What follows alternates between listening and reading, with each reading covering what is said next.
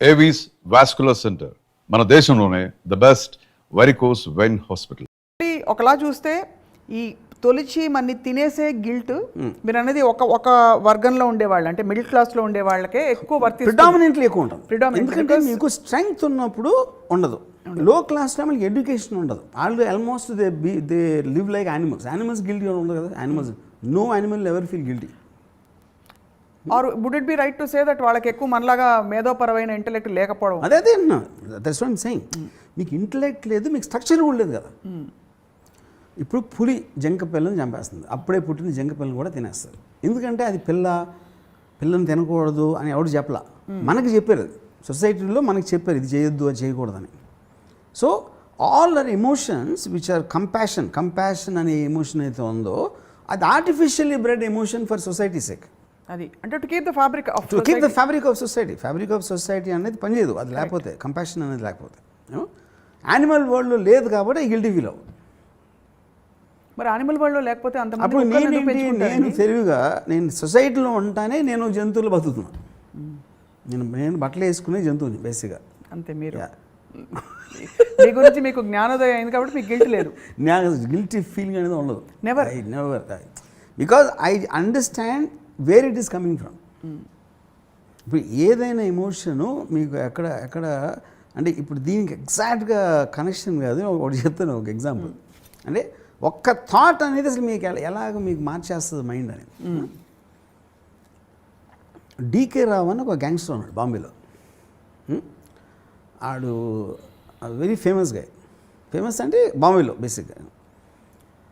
ఆడొక్కడే దావుద్ ఇబ్రాహింకి అగెన్స్ట్గా చేసాడు కొన్ని. నేను ఒకటే డీకే రావుని అడిగాను, దావుద్ ఇబ్రాహింకి అగెన్స్ట్గా మీకు అంత ధైర్యం ఎట్లా ఉంటుంది వెళ్ళటానికి? ఆఫ్కోర్స్ హిందీలో జరిగింది కాన్వర్సేషన్. అంటే అన్నాడు, సరే రమ్మబాయ్, ఏ మనిషి అన్నా ఎవడైనా, అది దావుద్ ఇబ్రాహిం అవ్వచ్చు, ప్రెసిడెంట్ ఆఫ్ అమెరికా అవ్వచ్చు, లేకపోతే పోలీస్ కమిషనర్ అవ్వచ్చు, మీరు అవ్వచ్చు, నేను అవ్వచ్చు, ఎవరైనా అవ్వచ్చు, మనందరం పొద్దున్న లేచి ఏం చేస్తాం? పళ్ళు తోముకుంటాం. ఆడు కూడా పళ్ళు తోముకునే డేస్ పళ్ళు తోముకున్నాడు. అలాంటి దాంట్లో నేను ఎవరికి భయపడాను. అంటే మన బాడీలీ ఫంక్షన్స్ అన్నీ సేమ్ కాబట్టి అందరు మనుషులు ఒకటని నేను నమ్ముతాను. అందుకని నేను దావుద్దినికి భయపడ్డా. దావుద్దిని నేను చంపడానికి ఎంత ఛాన్స్ ఉందో వాడికి నన్ను చంపడానికి అంతే ఛాన్స్ ఉంది. ఎక్కువ ఛాన్స్ ఏం లేదు ఎవరికి. సో ఇప్పుడు నన్ను చంపడానికి కనీసం 25 మంది ట్రై చేస్తున్నారు. ఇప్పుడు ఆ 25 మంది దావుద్ ఒకడు. ఎవడైనా సక్సెస్ అవ్వచ్చు, ఎప్పుడైనా నేనన్నా అవ్వచ్చు, వాళ్ళైనా అవ్వచ్చు. అప్పుడు దావుద్ ఒక్కడికే భయపడాల్సింది అనేది మీనింగ్లెస్ థాట్ అన్నాడు. అది మీకేంటి ఇది ఈ సందర్భంలో ఏం చెప్పానంటే, సో బేసిక్గా మీకు ఏదైతే మీరు ఎవరికో ఏదో చేసాం నా మూలన ఇలా జరిగిందని ఫీల్ అవుతున్నారో, మీరు చేయటానికి దానికి వచ్చిన కారణం ఏంటి? ఫస్ట్ ఆఫ్ ఆల్, ఇప్పుడు సపోజ్ నేను పెళ్లి చేసుకున్నా ఒక అమ్మాయి, నేను భార్య, తర్వాత నాకు ఎవరో అమ్మాయి కనిపించింది. ఆ అమ్మాయితో నేను మళ్ళీ ప్రేమలో పడ్డా. అప్పుడు ఎవరి తప్పది? నా తప్పు కాదు, నాకు కలిగిన ప్రేమ తప్పు. ఇప్పుడు ఆ ప్రేమని నేను కంట్రోల్ చేయలేనా? నేను కంట్రోల్ చేసుకోలేకపోతున్నా కదా. అప్పుడు ఈ ప్రేమ అనే ఎమోషన్ ఎవడిచ్చాడు? దేవుడు ఇచ్చాడు. కానీ ఎమోషన్స్కి బలైపోకూడదనే ఎమోషన్ ఎవరిచ్చారు? అదే అంటున్నా. అప్పుడు మీకు చాయిస్ ఉంది. That is when I said me options తీసుకుంటున్నారు అక్కడ. అదే ఒకరిని నమ్మక ద్రోహం చేయడానికి లేకపోతే ప్రేమించడానికి అన్నీ కూడా మీ ఆప్షన్స్ అక్కడ. అప్పుడు నేను భర్త ఇంటికి వెళ్తే భార్య ఉనికి భరించలేకపోతున్నాడు. ఇక్కడికి వస్తే ఈ అమ్మాయితో మహా ఆహ్లాదం వచ్చేస్తుంది. అప్పుడు ఆడు ఏం చేయాలి లైఫ్లో? మిగతా టైం అంతా నరకంలో ఉండాలా? Same thing with wife also. నేను చెప్పేది ఇందాక చెప్పాను కదా ఎగ్జాంపుల్. అందుకని ఎవడి చావాలి చావాలి, ఎవరి బతుకాళ్ళు బతకాలి.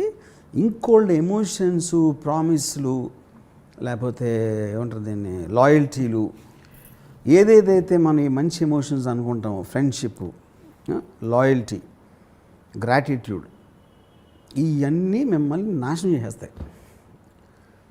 వాటిని జయించిన రోజు మీకోసం బతుకుతారు, మీ హ్యాపీనెస్ కోసం బతుకుతారు, మీ స్వార్థం కోసం బతుకుతారు. There you will be the happiest in life. ఇంకొకరితో రిలేషన్షిప్ వాళ్ళ మూలాన మన హ్యాపీనెస్ పెరగాలి. ఆ రిలేషన్షిప్ వల్ల మన మీద ప్రెషర్ పెరిగిందంటే మీకన్నా మూర్ఖులు ఎవరు ఉండరు. ఇది నా మీరు ఇలా శుభం కార్డు వేస్తాక ఒక లాస్ట్ క్వశ్చన్ అడగచ్చా వద్దా? ప్లీజ్ అడగండి. మా ప్రభు అడగండి. ఇప్పుడు సొసైటల్ కండిషనింగ్ అంతా పక్కన పెడితే రైట్ అండ్ రాంగ్ మధ్య మనకు ఒక సెల్ఫ్ ఇమేజ్ కూడా ఉంటుంది. నేను స్వప్నని ఇంత దారుణమైన పని చేస్తానా, నో నో నో నో అని చెప్పి మనకి లోపల ఒకటి అడ్డుపడుతుంది, ఒక self image. That also causes a lot of guilt in doing certain things. For example that is your check. నేను అదే చెప్తున్నా. కానీ నేను స్వప్నాన్ని అలా చేయటానికి ఏ కారణాలు ఇన్ఫ్లుయెన్స్ చేసినాయి అనేది వాటిని ఎక్కువ ఆలోచించాలన్నా. Okay, not Sapna is not the point. అలా తయారు చేసింది, ఆ ఇమేజ్ పెట్టి తయారు చేసింది, ఆ ఇమేజ్లోకి దూరేలా చేసింది చుట్టూ ఉండే ప్రభావం అంటున్నారు మీరు. నేను ఫస్ట్ ఈ భర్త భార్యను పెళ్లి చేసుకున్నప్పుడు ఏ ఫీలింగ్తో చేసుకున్నాడో ఆ ఫీలింగ్ మారింది ఇప్పుడు వేరే రేపుకి. ఆ ఫీలింగ్ అనేది ఈ ఫీలింగ్ వాడి కంట్రోల్లో ఉండదు, ఈ ఫీలింగ్ వాడి కంట్రోల్లో ఉండదు. కానీ ఏ ఫీలింగ్ మన వాడికి ఎక్కువ హ్యాపీనెస్ వస్తుందో దాన్ని పట్టుకుని వెళ్ళాడు. అంటే అంతే, ఇంకేం ఆలోచించొద్దండి. ఏం ఆలోచోడు. మీరు అసలు ఏం చెప్పాలో అర్థం కావట్లేదు. ఎప్పుడైనా మీరు డ్రైవ్ చేయరు కాబట్టి మీరు డ్రంక్ అండ్ డ్రైవింగ్ ఎప్పుడైనా పట్టుబడ్డారని అడగచ్చు. యూ డోంట్ డ్రైవ్ కాబట్టి. బట్ దానికి దీనికి ఏంటి సంబంధం? అంటే గిల్ట్ ఎక్కడెక్కడ వస్తుందో చూస్తున్నాను. రిలేషన్షిప్స్ ఆల్రెడీ కవర్ చేశారు. పేరెంటింగ్ ఎందుకు గిల్టీ ఫీల్ అవుతున్నారని మీకు అర్థమైన రోజు మీకు గిల్టీ ఫీలింగ్ ఉండదు. అర్థమైంది. చాలా కనువిప్పు కలిగించారు రామ్ గోపాల్ వర్మ గారు. సో మొత్తానికి మిడిల్ క్లాస్ వాళ్ళు గిల్ట్ ఫీల్ అవుతారు కాబట్టి మీ రాము మిడిల్ క్లాస్ వాళ్ళు ఒక్కళ్ళే అంటలేదు. Chances of that is more. ఎందుకంటే లో క్లాస్ వాళ్ళు they are more closer to instinct. They don't have this much of baggage. Rich class వాళ్ళు power they have the power, they don't need to care about it. So ఇక్కడ middle class Subbarao గారికి మీరు ఏం చెప్పదలుచుకున్నారు ఈరోజు మా ప్రేక్షకులకి?